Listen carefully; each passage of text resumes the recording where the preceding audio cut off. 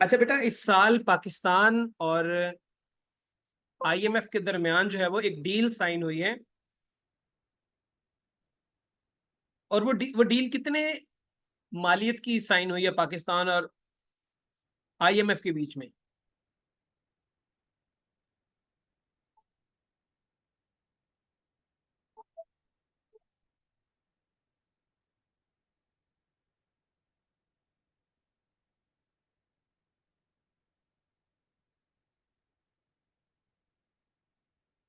पाकिस्तान और आईएमएफ के दरमियान जो डील भी कुछ महीनों पहले अगस्त के एंड स्टार्ट में, जुलाई के एंड में जो है वो फाइनल हुई है।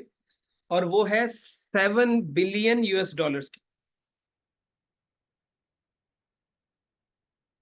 7 बिलियन डॉलर्स की। और इसमें पाकिस्तान के ऊपर जो है वो कुछ कंडीशंस भी लगाई गई हैं, तब जाकर उन्होंने पैसा दिया है। एक तो ये पाकिस्तान का 24वां नंबर है, 24th टाइम जो है वो पाकिस्तान जा रहा है किसके पास? आईएमएफ के पास। इससे पहले पाकिस्तान जो है वो 23 दफा जा चुका है, ये 24वीं दफा है। और पहली दफा पाकिस्तान कब गया था आईएमएफ के पास? पहली दफा गया था 1958 में। ठीक है, 1958 में जो है वो पाकिस्तान गया था। और अब ये जो आईएमएफ की डील है, इसमें इन्होंने पाकिस्तान के ऊपर जो है वो कुछ कंडीशंस लगाई हैं। उन कंडीशंस में ये है कि इन्होंने कहा है कि आप एक्स्ट्रा 1.7 ट्रिलियन रुपीस का जो है वो टैक्स लगाएंगे। 1.7 ट्रिलियन रुपीस का। और इससे नुकसान किसको होगा? जल्दी से मैसेज इस पे बताएं।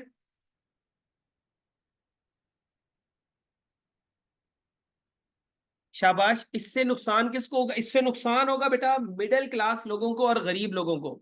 मिडिल क्लास लोगों को इससे नुकसान होगा। इसी तरह इसमें यह भी कंडीशन लगाई गई है कि जो बिजली की पर यूनिट प्राइस है वो 7 रुपए 12 पैसे जो है वो इंक्रीज की जाए। ठीक है।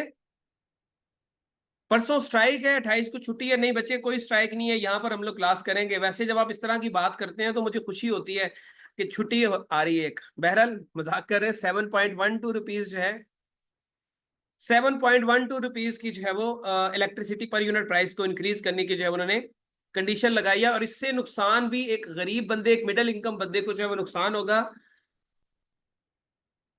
उसके बाद बेटा इन्होंने ये भी कहा है कि पाकिस्तान अपना जो टैक्स रेवेन्यू जनरेट करता है उसमें 1.25% ऑफ जीडीपी, अपने जीडीपी का 1.25% पाकिस्तान टैक्स की मद में इंक्रीज करेगा।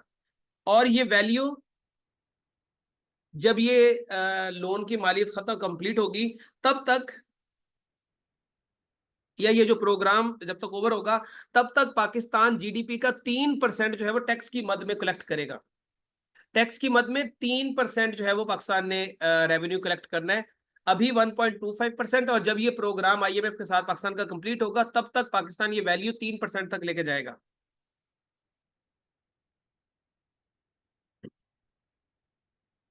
ठीक है बच्चे। उसके बाद एग्रीकल्चर के ऊपर एक्स्ट्रा, एग्रीकल्चर इनकम के ऊपर एक्स्ट्रा 45% टैक्स लगेगा। ठीक है, 45% एक्स्ट्रा जो है वो एग्रीकल्चर के ऊपर टैक्स लगेगा। और इससे नुकसान क्या होगा? किसको नुकसान होगा? इससे नुकसान होगा एग्रीकल्चरिस्ट को, फार्मर्स को। जो, क्योंकि इतना टैक्स लगने से फिर क्या होगा? जाहिर सी बात है एग्रीकल्चरल प्रोडक्ट्स जो है वो महंगी हो जाएंगी। फार्मर्स के लिए जो है वो मुश्किलात का सामना होगा और फूड क्राइसिस भी आपके बढ़ जाएंगे। आपके लिए इन्फ्लेशन जो है वो एक और तरीके से आना शुरू हो जाएगा। अच्छा बच्चे, एक बच्ची कह रही है कि सर इकोनॉमिक सर्वे बेटा उसको प्रॉपर टाइम लगता है। जब आपका ये सारे करंट अफेयर्स पूरे हो जाएंगे उसके बाद फिर आखिरी दिनों में जो है ना 2-3 क्लासेस रख के इकोनॉमिक सर्वे ऑफ पाकिस्तान सारा मैं इसकी समरी दे दूंगा आपको।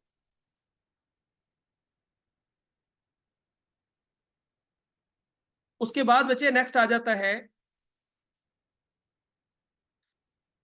अगस्त के महीने में पाकिस्तान के एक ओलंपियन गोल्ड मेडल जीत के आए हैं। क्या नाम है उनका बेटा?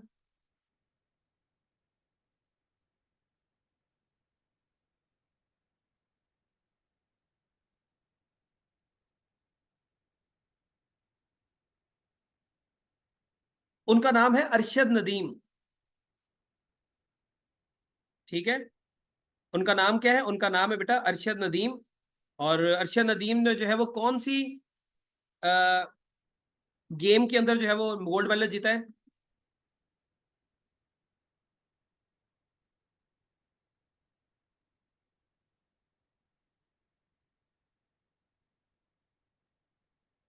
जेवलिन थ्रो के अंदर जो है वो उन्होंने जो है वो गोल्ड मेडल जीता है। और सेकंड नंबर पे सिल्वर मेडल किसने जीता है?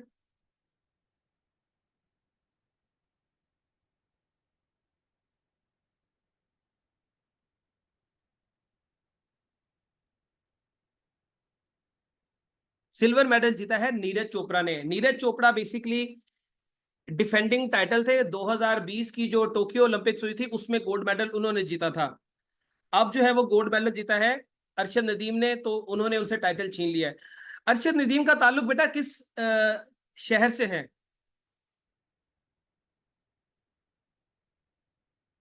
अरशद नदीम का ताल्लुक मियां चन्नू से है। और मियां चन्नू किस जिले की किस जिला की तहसील है? मियां चन्नू किस जिला की तहसील है? मियां चन्नू डिस्ट्रिक्ट खानेवाल में आती है। डिस्ट्रिक्ट खानेवाल में आती है। और इसकी डिवीजन कौन सी है? मियां चन्नू की डिवीजन कौन सी बेटा? मियां चन्नू जो है वो मुल्तान डिवीजन में आता है। मुल्तान डिवीजन में खानेवाल, लोधरा, मुल्तान, विहाड़ी, ये जो ये डिस्ट्रिक्ट जो है वो मुल्तान डिवीजन के अंदर आती है। अच्छा बच्चे, ये जो जेवलिन में गोल्ड मेडल जीता है अरशद नदीम ने, ये कौन से मुल्क में जीता है?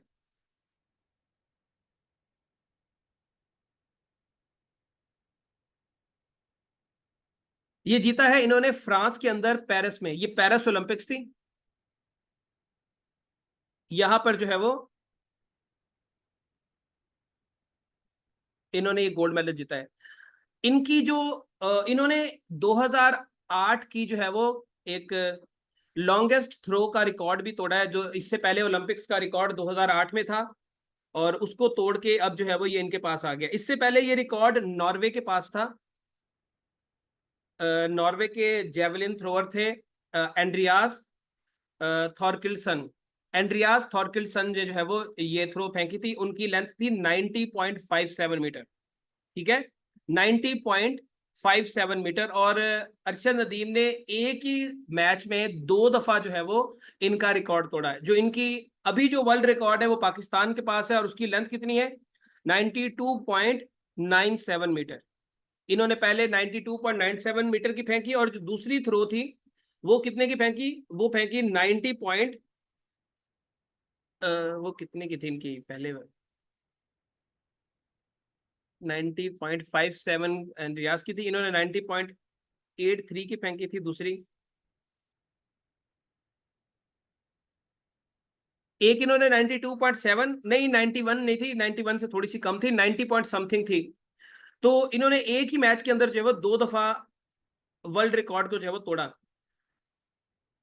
इससे पहले पाकिस्तान ने लास्ट टाइम गोल्ड मेडल जीता था 1984 में। ठीक है, 1984 में कहां पर जीता था? लॉस एंजलिस के अंदर जो है वो।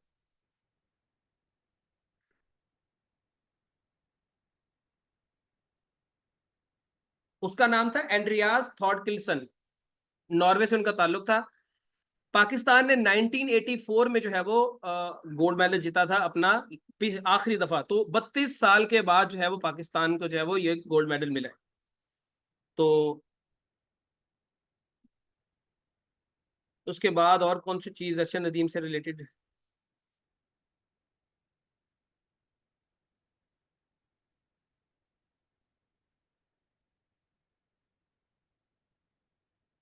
एक मिनट रुक जाए। अच्छा बच्चे, 2028 की जो ओलंपिक्स है वो कहां पर होनी है? 2028 की जो समर ओलंपिक्स है वो कहां पर होनी है?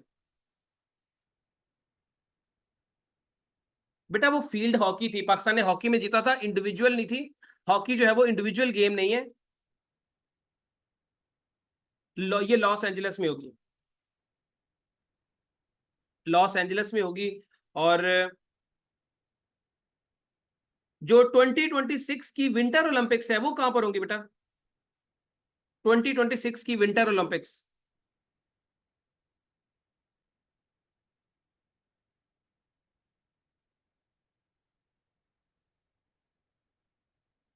वो होंगी बेटा इटली के अंदर।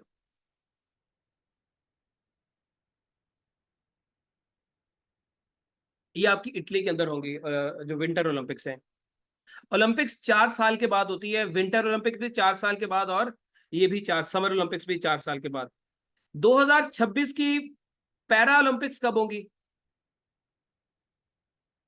बेटा ये पहले डिसाइड होता है कि किस मुल्क में जो है वो अगली ओलंपिक्स होंगी, बल्कि उससे भी आगे वाला डिसाइड होता है, अगले 8-10 साल का प्रोग्राम पहले डिसाइड होता है।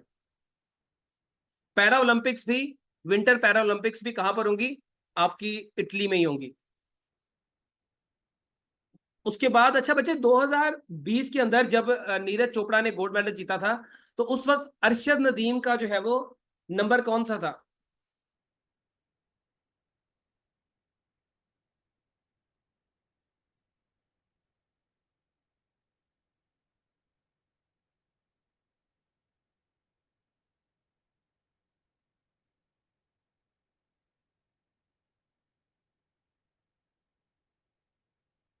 अरशद नदीम का फिफ्थ रैंक था, ठीक है। फिफ्थ रैंक था जब 2025 में इन्होंने जो है वो विंटर उसमें समर ओलंपिक्स में पार्टिसिपेट किया था, और नीरज चोपड़ा ने जीता था उसको। उसके बाद बच्चे आजकल एक बीमारी का जिक्र जो है वो बड़ा होता है, दैट इज मंकी पॉक्स। मैंने एक आदमी से कहा कि यार मंकी पॉक्स जो है ना फैल रही है, थोड़ा सा ना एहतियात करें। लोगों के जिनकी बॉडी पे जो है वो इस तरह के क्या उसको बोलते हैं, रैशेस हों, ब्लिस्टर्स हों, ठीक है, या बुखार हो, थोड़ा सा ना उनसे फासला रखें। तो मुझे कहता है कि यार पाकिस्तान में तो मंकी पॉक्स आ ही नहीं सकता। मैंने कहा क्यों नहीं आ सकता? कहता पाकिस्तान में कहाँ सड़कों पे गली मोहल्लों में बंदर खुले खुले फिर रहे होते हैं। ये तो वहां पर फैलेगा जहां पर जो है वो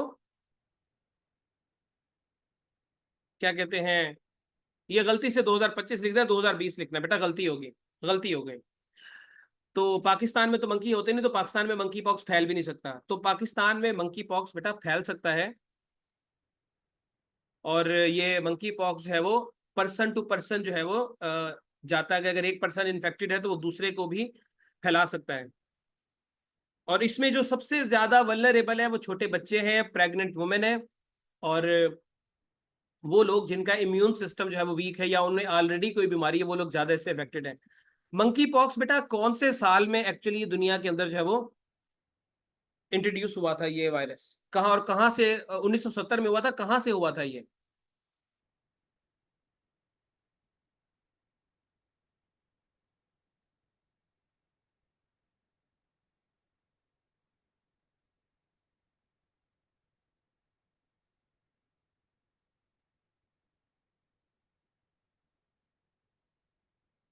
ये बेटा democratic Republic of Congo, DRC, democratic Republic of Congo से जो है वो ये बीमारी ओरिजिनेट हुई थी। जो अफ्रीका के बाद किस मुल्क में ये बीमारी फैली? आज भी उस मुल्क के अंदर सबसे ज्यादा केसेस हैं अफ्रीका के बाद।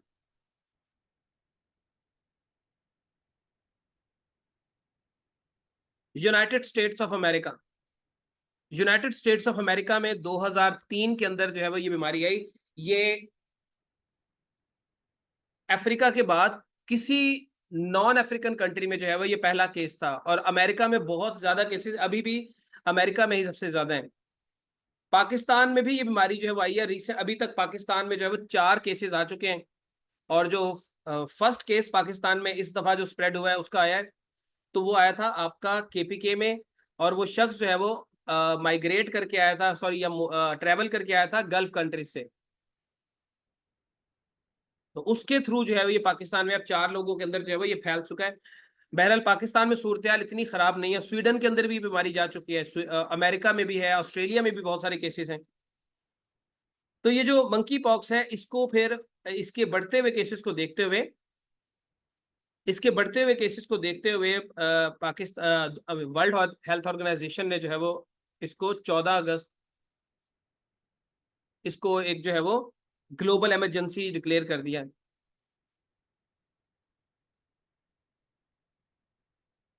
जी जी मिलेगा बेटा, मिलेगा।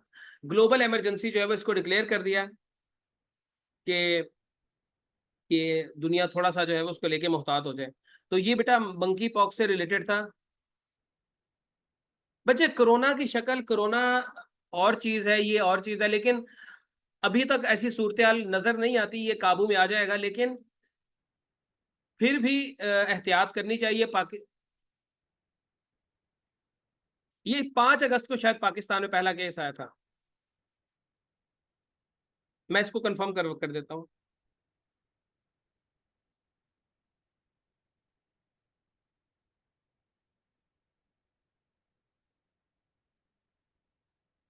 हम्म, 16 अगस्त को केस आया था पाकिस्तान में, ठीक है। पाकिस्तान में जो है वो 16 अगस्त को आया था। उसके बाद बच्चे आ जाते हैं हम लोग। आप लोगों ने बच्चे एक रिसेंटली न्यूज सुनी होगी कि मचका का रीजन है जहां पर डाकुओं ने अटैक करके कुछ पुलिस वालों को जो है वो शहीद कर दिया है। ये मचका रीजन जो है वो कहां पर है?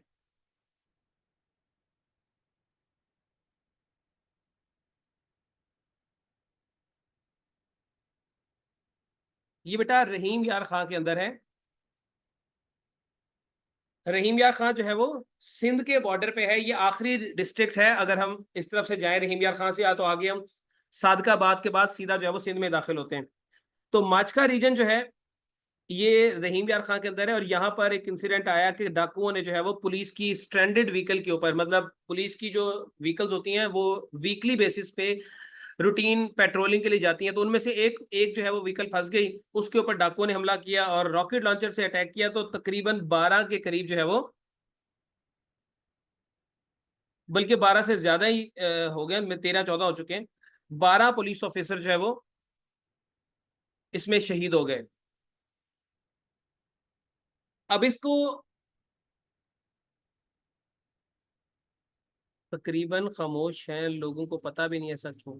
बच्चे ये जो रीजन है ना, कच्चे का इलाका, यहाँ पर बड़े अरसे से डाकू मौजूद हैं। इसके ऊपर पिछले साल भी तकरीबन 4 अरब रुपए खर्च करके जो है वो पाकिस्तान पुलिस ने जो है वो एक ऑपरेशन किया था, लेकिन उस ऑपरेशन के बाद ये दोबारा से इकट्ठे हो जाते हैं। कोई परमानेंट सोल्यूशन इसका नहीं है।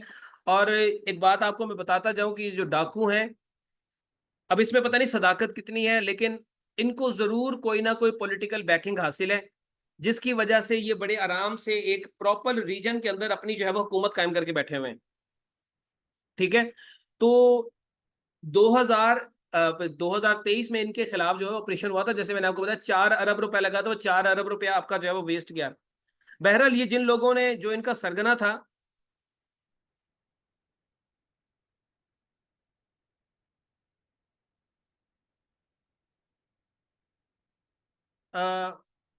नेचुरल रिसोर्सेज नहीं है, वरना ऑपरेशन हो गया होता कब का।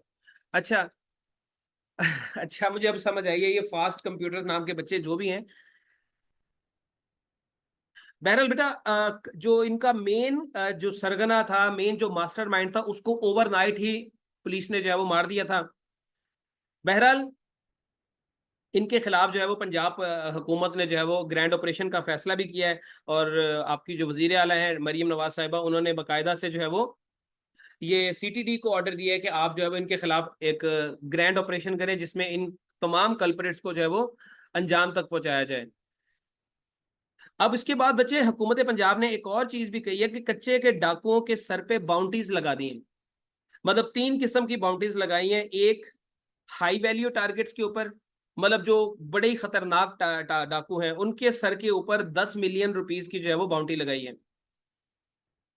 जो दरमियाने लेवल के, मिड लेवल के बैंडिट्स हैं, डाकू हैं, उनके ऊपर 5 मिलियन की जो है वो बाउंड्री लगाई है, यानी कि उनके सर की कीमत जो है वो 5 मिलियन लगाई है। और जो वो जिसे कहते हैं ना हल्के फुल्के से डाकू हैं, उनके सर पे 2.5 मिलियन की जो है वो बाउंड्री लगाई है। और इस बाउंड्री सिस्टम का मतलब ये है कि इनके खिलाफ जो है वो लोगों को भी मेंटली तौर पे तैयार करना कि यहाँ पर एक ऑपरेशन होगा, और वो लोग भी डर जाएं कि अब हमें इस अपनी कार्रवाइयों को रोकना, अदरवाइज जो है वो हमारे खिलाफ जो ऑपरेशन किया जाएगा और हमारा खात्मा कर दिया जाएगा। बट मैं अगेन बता रहा हूँ, जब तक उनको पॉलिटिकल बैकिंग नहीं खत्म होती, बिना पॉलिटिकल बैकिंग के कोई भी ग्रुप इतना ओपनली जो है वो किसी एरिया में सफर जो है वो नहीं कर सकता। इसमें पंजाब का सदर्न पोर्शन, साउथ पंजाब, और जो सिंध है, सिंध का जो है वो नॉर्थ वाली साइड, ये इसमें जो है वो इस रीजन में आती है। और फिर वहां पर कुछ फॉरेस्ट भी है, और फिर रिवरन साइड भी है, इस वजह से वहां पर जो है वो इनको पकड़ना मुश्किल है। लेकिन नामुमकिन नहीं इनके खिलाफ ऑपरेशन किया जाए जिसमें मिलिट्री की असिस्टेंस ली जाए, तो मेरे ख्याल में काफी तक जो है, काफी हद तक जो है वो इनका इलाज हो सकता है। उसके बाद बच्चे आगे आ जाते हैं हम लोग।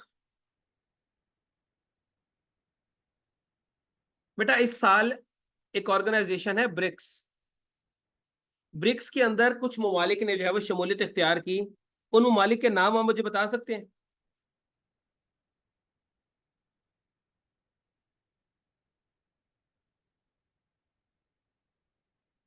ब्रिक्स ऑर्गेनाइजेशन के अंदर कुछ ममालिक ने जो है वो, उनके नाम है ईरान,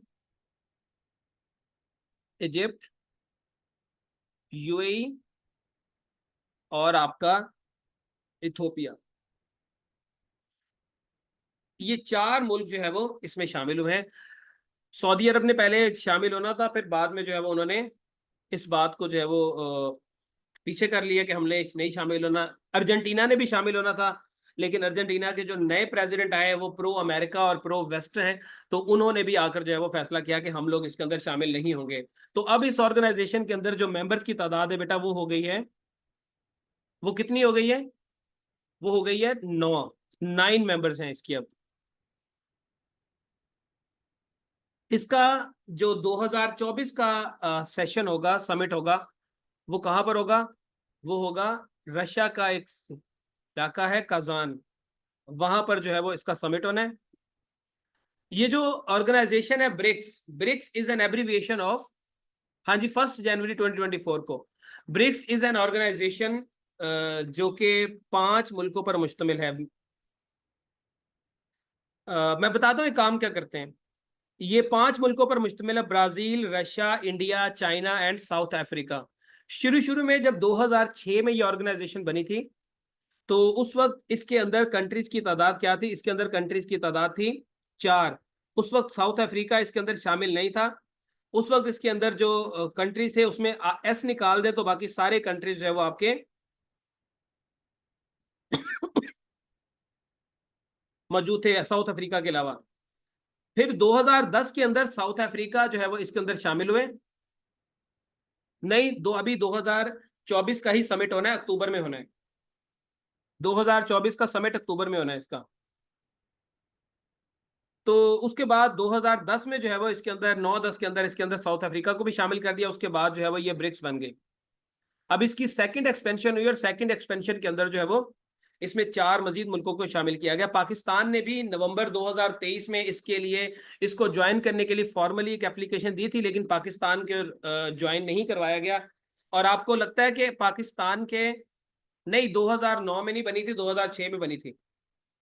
2009 में ये ब्रिक्स बनी थी, ब्रिक्स बी, जिसमें साउथ अफ्रीका शामिल हुआ था 2009 के एंड में, 10 के स्टार्ट में।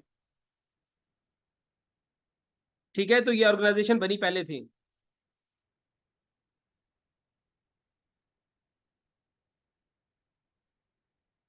लेट मी कंफर्म, इसको मैं कंफर्म कर लूं मेरे।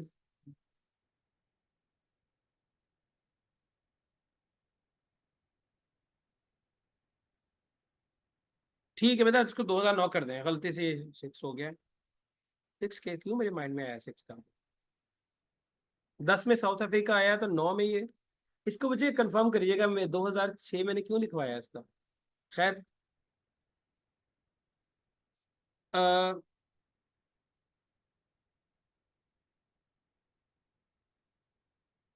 ये ऑर्गेनाइजेशन बनी कौन से साल में थी? ये 2009 में बनी, और ये कहां पर बनी थी, किस मुल्क में बनी थी?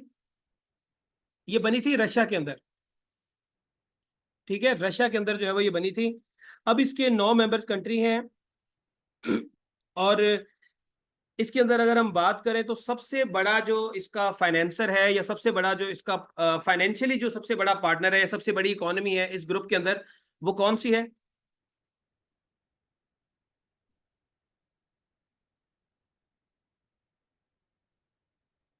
वो चाइना है। ठीक है, चाइना जो है वो 17.69 ट्रिलियन का जो है वो उसका जीडीपी है।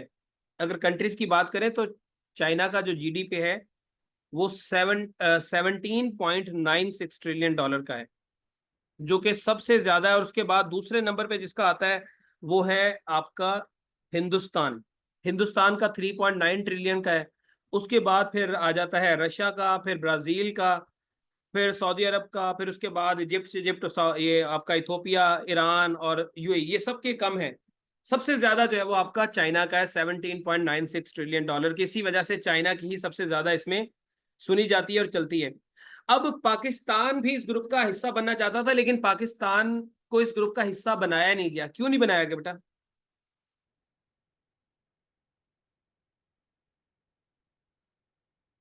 पाकिस्तान को इस ग्रुप का हिस्सा ना बनाने की सबसे बड़ी वजह है हिंदुस्तान। एक तो सबसे बड़ी वजह है हिंदुस्तान। देखिए, पैसा पाकिस्तान को कभी भी कोई अपने साथ पैसे की वजह से नहीं रखता। पाकिस्तान को इस वजह से रखता है कि पाकिस्तान इनको दूसरे फायदे दे सकता है। दूसरे फायदे आप समझ गए कि आप अपनी जमीन दे सकते हैं, आप अपने मुल्क को जो है वो गिरवी रखवा के कह सकते हैं कि जी आप जो भी अपने मकासद है उसको हासिल कर लें। जैसे टेररिज्म के खिलाफ जो है वो किसी को मौका दे सकते हैं, या चाइना पाकिस्तान इकोनॉमिक कॉरिडोर के लिए अपनी जमीन जो है वो दे सकते हैं बीआरआई के प्रोजेक्ट के अंदर। तो पाकिस्तान को शामिल करवाना चाहता था, लेकिन इंडिया जो है वो इसमें भी उसकी सहमति शामिल नहीं है। इस वजह से पाकिस्तान जो है वो इसके अंदर ऐड नहीं हुआ। उसके अलावा पाकिस्तान इकोनॉमिक क्राइसिस का पहले शिकार है, तो यहाँ पर आपको कंट्रीब्यूट भी करना पड़ता है, तो पाकिस्तान कंट्रीब्यूट कर ही नहीं सकता इतना ज्यादा पैसा। उसके अलावा बच्चे, जो ब्रिक्स कंट्रीज हैं इनकी कंबाइंड पॉपुलेशन 3.5 बिलियन है। 3.5 बिलियन पीपल जो है इसकी पॉपुलेशन है। और ये ग्लोबल पॉपुलेशन का कितने परसेंट है बेटा? ये ग्लोबल पॉपुलेशन का 45% है। 45% है ग्लोबल पॉपुलेशन का, ये जो ब्रिक्स की टोटल पॉपुलेशन है। और जो ब्रिक्स कंट्रीज की टोटल इनकम है वो कितनी है? टोटल जो इनकी मालियत है वो है 28.5 ट्रिलियन डॉलर्स की,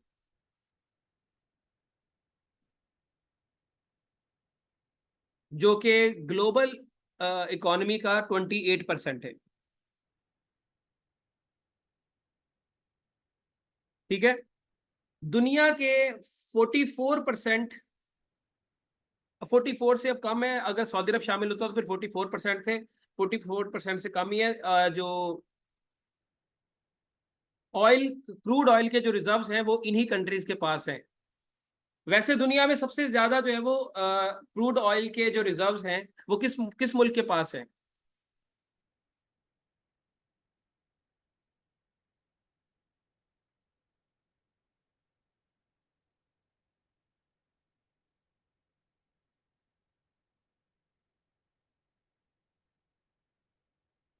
दुनिया में सबसे ज्यादा क्रूड ऑयल के जो रिजर्व्स हैं वो वेनेजुएला के पास है।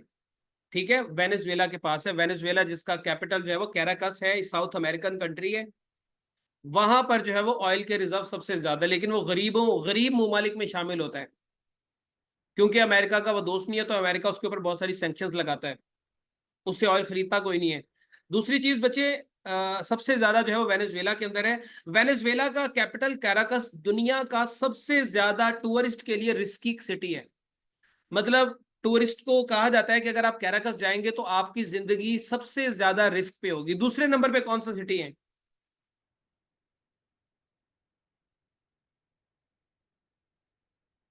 दूसरे नंबर पे बेटा आपका कराची है। कराची सेकंड नंबर पे आता है। अब ये ब्रिक्स जो है बच्चे, ये एक किस्म का इकोनॉमिक, सोशल और पॉलिटिकल अलायंस है, जिसके अंदर शामिल जो ममालिक हैं वो इकोनॉमिकली एक दूसरे की हेल्प करते हैं, पॉलिटिकल मामलात में एक दूसरे को हेल्प करते हैं, और सोशल मामलात में एक दूसरे को जो है वो हेल्प करते हैं। तो ये socio economic and political group है। उसके बाद बच्चे 2024 के अंदर ही जनवरी के महीने में रिपब्लिक ऑफ,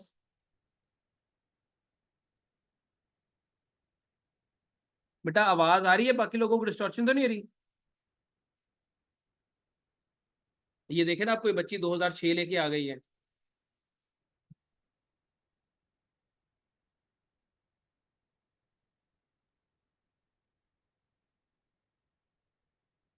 रिपब्लिक ऑफ आर्तसर, ये बेटा किस मुल्क के अंदर रिपब्लिक पाई जाती थी? ये मुल्क किस मुल्क के अंदर पाया जाता है? वो बच्ची मरियम कह रही है सर 2006 ही है, मैंने सर्च किया। चले बच्चे, इसको बच्चों ने 2009 लिखवाया है, लेकिन मेरे ख्याल में 2006 ही था, बट अब आप लोग कह रहे हैं तो 2009, इसको मैं भी कंफर्म कर दूंगा, मेरे जेहन में 2006 ही है।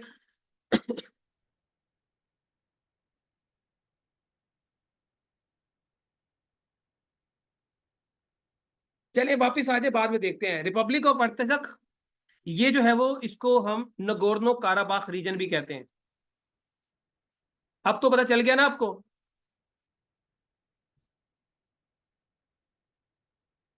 ये कहां पर है?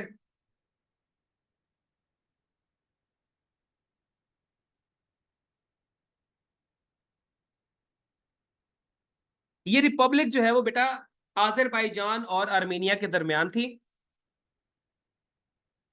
इसका स्टेटस खत्म कर दिया गया है, ये रिपब्लिक खत्म कर दी गई है जनवरी 2024 में।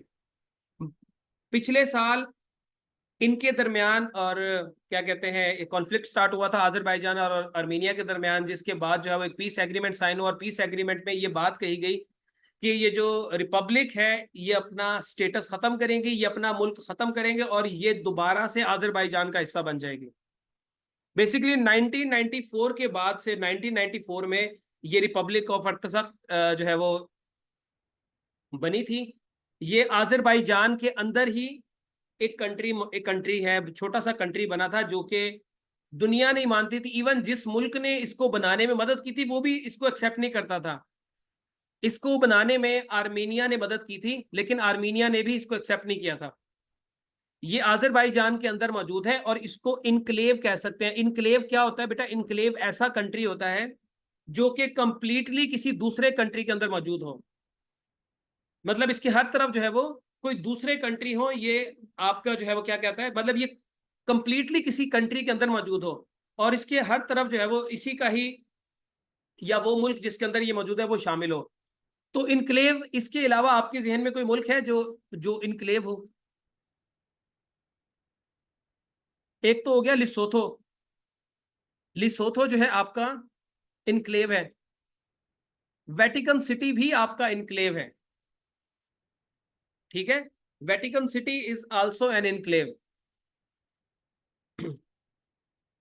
तो बच्चे 1994 से लेके 2020 तक ये एक अलग स्टेट रही। 2020 में फिर नगोर्नो काराबाख रीजन पे अजरबैजान और आर्मेनिया की जो है वो लड़ाइयां शुरू हो गई, और उसके बाद जाकर 2023 के अंदर इनका लास्ट कॉन्फ्लिक्ट हुआ, जिसके बाद इन्होंने बाकायदा से हार मानी, और हार मानने के बाद जो है वो अपनी हुकूमत को खत्म कर दिया। एक पीस एग्रीमेंट साइन हुआ, और ये सारे के सारे लोग जो है, ये जो मुल्क था रिपब्लिक ऑफ अर्तसख, जो कि तकरीबन 20 साल रहा अजरबैजान के अंदर ही रहा, किसी ने इसको एक्सेप्ट भी नहीं किया, बट इसकी अपनी हुकूमत थी, अपना सदर था, अपने मामला थे। अब ये मुल्क खत्म हो चुका है, और ये दोबारा से अजरबैजान का हिस्सा बन चुका है। इसका एक हिस्सा जो है वो मिलता था उसके साथ, आर्मीनिया के साथ, और वहीं से आर्मीनिया जो है वो इसको सपोर्ट देता था। वो पता है किसी बच्चे को पता है कि उस कॉरिडोर का नाम क्या था, वो जहां से आर्मीनिया इसको मदद करता था?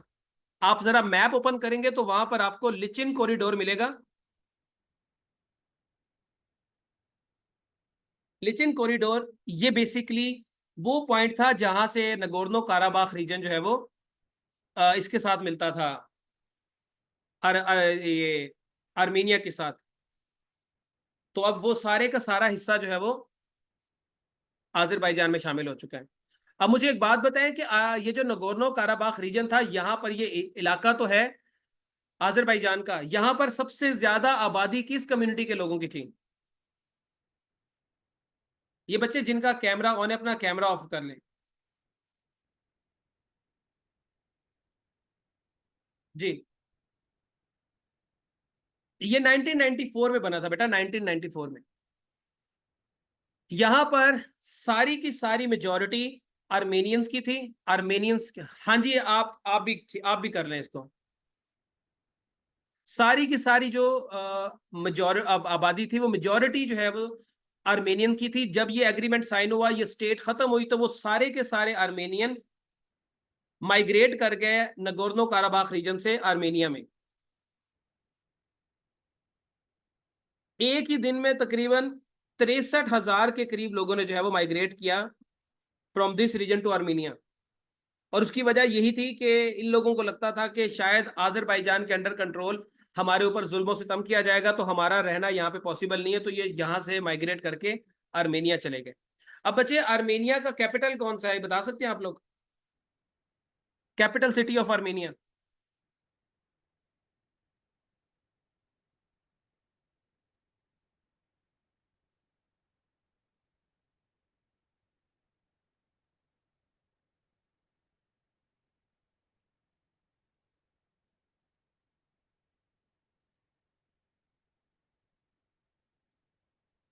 इसका कैपिटल था येरेवान, ठीक है, और इसकी करेंसी है ड्राम। आजरबाईजान का कैपिटल कौन सा है बच्चे? रहीमा बेटा, जो गिलगित बल्तिस्तान की बात करिए, गिलगित बल्तिस्तान जो है वो पाकिस्तान के साथ किसी कॉन्फ्लिक्ट में नहीं है वो, ठीक है, वो पाकिस्तान के साथ किसी कॉन्फ्लिक्ट में नहीं है, पाकिस्तान की गवर्नमेंट को एक्सेप्ट करता है, पाकिस्तान के आइन को मानते हैं वो लोग, और उनको प्रोविजनल स्टेटस भी दिया गया पाकिस्तान के प्रोविंस का, वो प्रोविजनल प्रोविंस भी है पाकिस्तान का। तो उसका स्टेटस और नगोर्नो काराबाख रीजन का स्टेटस वो नहीं है, कश्मीर का स्टेटस वही है, कश्मीर को आप कह सकते हैं। उसके बाद बच्चे, बाकू इसका कैपिटल है, और आजरबाईजान की करेंसी कौन सी है? आजरबाईजान की करेंसी है मनात। उसके बाद बच्चे, 2023 में एक मिलिट्री ऑपरेशन किया था अमेरिका और उसके अलाइज ने, उसका नाम था operation prosperity guardian. Operation prosperity guardian जो है वो अमेरिका ने और उसके तहादियों ने किसके खिलाफ किया था? हूसी बागियों के खिलाफ जो है वो ये ऑपरेशन जो है वो अमेरिका ने किया था, क्योंकि वो, और रेड सी में किया था, क्योंकि ये इसराइल और अमेरिकन अलाइज के जो ट्रेड शिप्स थे उनका रास्ता ब्लॉक कर रहे थे, उनको ट्रेड के लिए जाने नहीं दे रहे थे, जिसकी वजह से अमेरिका ने फिर जो है वो इनके खिलाफ जो है वो मिलिट्री ऑपरेशन किया। अच्छा बच्चे, आपको अमेरिका के सेक्रेटरी ऑफ डिफेंस का नाम पता है, जो उनके डिफेंस सेक्रेटरी है अभी मौजूदा?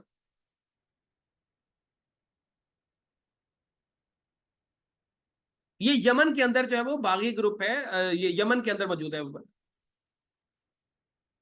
डिफेंस सेक्रेटरी का नाम है लॉयड ऑस्टिन।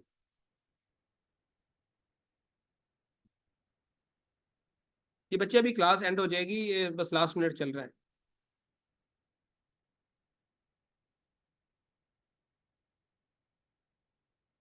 उसके बाद आगे आ जाते हैं हम लोग। और बेटा, चांद पे पहुंचने वाला पांचवा मुल्क कौन सा है? इस साल पहुंचा है